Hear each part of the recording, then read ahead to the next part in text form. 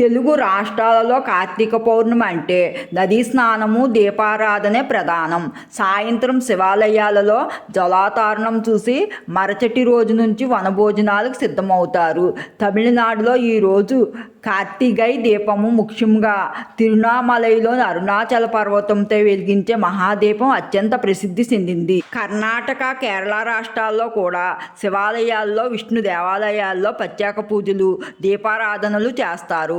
ఆలయాలను రంగుల దీపాలతో అలంకరించి భక్తి శ్రద్ధలతో పండుగను జరుపుకుంటారు. ఉత్తరప్రదేశ్ వారణాసిలో దీనిని దేవ్ దీపావళి అంటారు. గంగానది ఘాట్లన్నీ లక్షలాది దీపాలతో మెరిసిపోతాయి.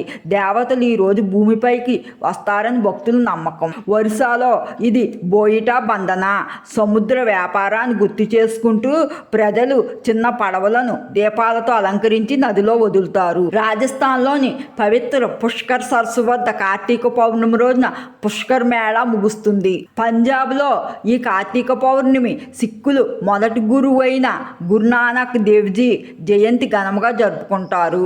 గురుద్వారాలలో భజనలు, కీర్తనలతో పండగ శోభ వెదజల్లుతుంది.